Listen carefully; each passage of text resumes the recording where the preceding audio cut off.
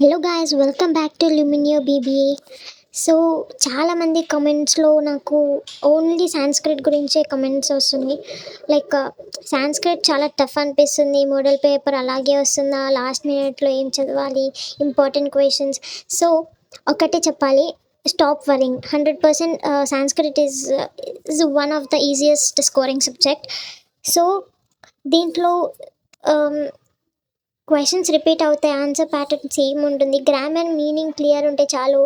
Last minute revision is perfect for the Sanskrit. మీకు అనిపిస్తుంది time లేదు, సిలబస్ హ్యూజ్ ఉంది, ఏం రాస్తున్నా తెలియదు, కానీ నిజమే.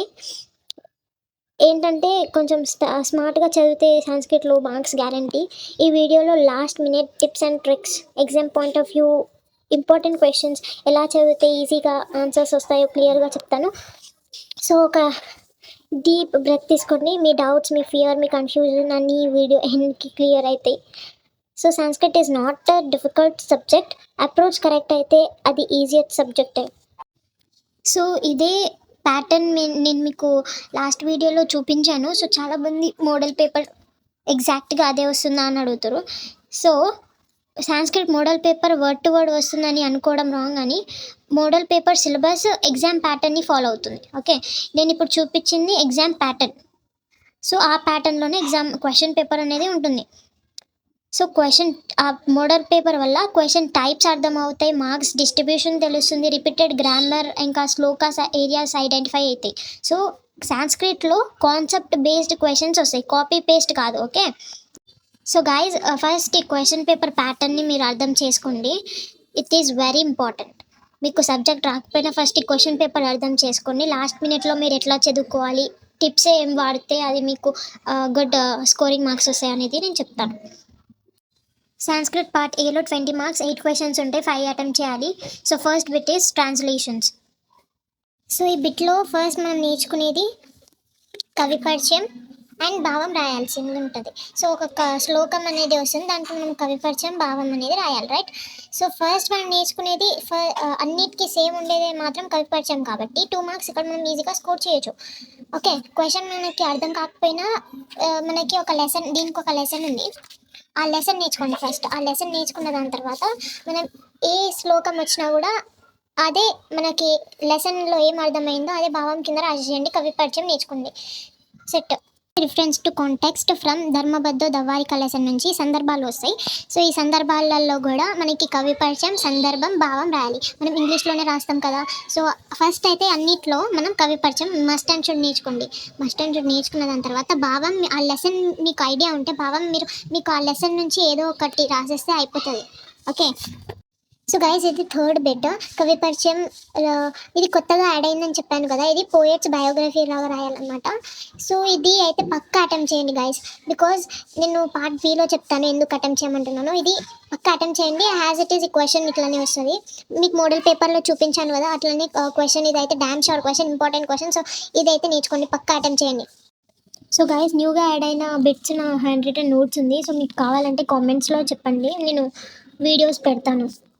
And next bit, so identification of శబ్ద, లింగ, విభక్తి అండ్ వచన అనమాట. ఈ బిట్ మీరు చాయిస్ కింద వదిలేసేయండి, ఇది కూడా కొత్తగా యాడ్ అయింది. బట్ ఇది మీకు శబ్దాలు కరెక్ట్గా కాన్ఫిడెంట్గా నాకు వచ్చు అంటే ఇది అటెంప్ట్ చేయండి, లేకపోతే ఇది చాయిస్ కింద వదిలేసేయండి. ఫిఫ్త్ బిట్ సంధి విఘటన, అంటే డివైడింగ్ ద వర్డ్స్. ఆ వర్డ్ని డివైడ్ చేసి సంధి పేరు అనేది రాయాలి. సో మనకి ఆల్రెడీ పార్ట్ బిలో ఉంటుంది కాబట్టి ఫస్ట్ సంధి నేర్చుకోండి, చాలా ఈజీ ఉంటుంది. అండ్ కావాలంటే నేను ఎక్స్ప్లెనేషన్ వీడియో కూడా పెడతాను, కామెంట్ చేయండి.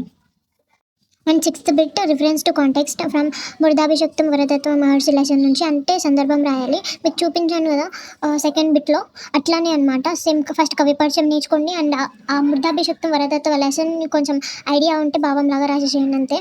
అంత స్ట్రెస్ ఏం ఉండదు. లాస్ట్ మినిట్లో మీకు ఏం రాదంటే ఈ ట్రిక్ని మీరు అప్లై చేయండి గాయస్.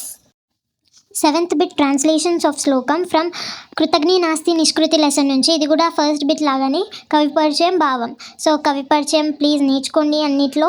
అండ్ భావం ఇది పంచతంత్ర స్టోరీ కాబట్టి పార్ట్ బిలో కూడా ఉంది. సో ఇది అటెంప్ట్ చేయండి, ఈజీనే. భావం మీకు వచ్చిన, సో ఈ బిట్లు 7 శ్లోకాస్ ఉన్నాయి, ఆ 7 నేర్చుకుంటే వాటిలో నుంచే వస్తుంది, చాలా ఈజీ, 2 లైన్స్లోనే ఉంది. సో ఇది అటెంప్ట్ చేయండి గైస్. సో 8th బిట్ శ్లోకం పూరిత అనమాట. సో మనకి చాలా తక్కువ టైం ఉంది కాబట్టి ఇది చాయిస్ కింద వదిలేసేయండి.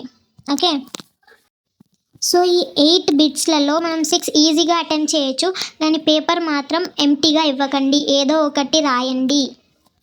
Part Bలో all 5 questions should be attempted. Every question is given 12 marks. So 9th question word meaning అనమాట.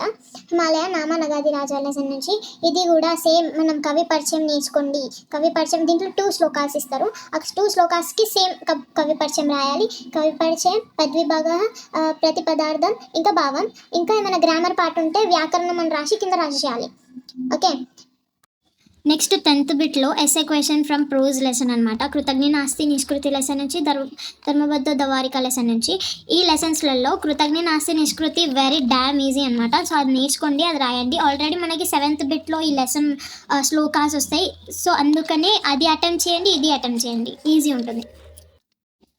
11th వన్ కూడా ఎస్ఏ క్వశ్చనే, కానీ పోయిటరీ లెసన్స్ నుంచి, యశోధర్మ సనాత లెసన్ నుంచి ఒకటి, అండ్ కొత్తగా యాడ్ అయిన లెసన్, అండ్ ఇదే నేను చెప్తా అన్నది. సో పార్ట్ బిలో ఇది కొత్తగా యాడ్ అయిన lesson, and 3rd bit part ఏలో. సో అదే కవి పరిచయం ఇక్కడ రాసి మిగతా లెసన్ నేర్చుకొని రాసేస్తే ఇది మీకు ఈజీ అవుతుంది 3rd బిట్లో అండ్ 11th బిట్లో. ఓకే, నెక్స్ట్ 12th వన్ శబ్దాలు ఈజీనే, కానీ ప్రాక్టీస్ అనేది ఉండాలి. దీనికి ఒక ఫార్మాట్ ఉంటుంది, నాకు కమెంట్ చేయండి, నేను చెప్తాను. అండ్ సంధి కూడా ఇదే అయితే 12 మార్క్స్ కాబట్టి, అండ్ పార్ట్ ఏలో కూడా ఉంది. సో సంధిలు మాత్రం నేర్చుకోండి. సో సంస్కృత్ భయపడాల్సిన సబ్జెక్ట్ కాదు, ఎగ్జాక్ట్గా మెమరైజ్ చేయాల్సిన సబ్జెక్ట్ కాదు. స్మార్ట్గా చూసుకొని ఈజీగా మార్క్స్ వచ్చే సబ్జెక్ట్. పేపర్ ఇంపార్టెంట్ క్వశ్చన్స్ మీ గైడెన్స్ కోసం, టెక్షన్ కోసం అట్లా లాస్ట్ మూమెంట్లో పానిక్ అవ్వకండి. మీకు వచ్చే ఆన్సర్ నీట్గా మీనింగ్తో రాయండి, అదే ఎగ్జామ్లో డిఫరెన్స్ క్రియేట్ చేస్తుంది. మీ ప్రిపరేషన్ హానెస్ట్ ఉంటే సంస్కృత్ డెఫినెట్గా మీకు సపోర్ట్ చేస్తుంది. కానుగా ఎగ్జామ్కి వెళ్ళండి, స్మైల్తో పేపర్ స్టార్ట్ చేయండి, మీ బెస్ట్ రాయండి. Thank you for watching. మీ సంస్కృత్ ఎగ్జామ్కి ఆల్ ద బెస్ట్. ఈ వీడియో మీకు హెల్ప్ఫుల్ అనిపించినట్లయితే లైక్ చేయండి, సంస్కృత్ వీడియోస్ కోసం సబ్స్క్రైబ్ చేయండి. మీ డౌట్స్ ఉంటే కామెంట్లో రాయండి, నేను రిప్లై ఇస్తాను.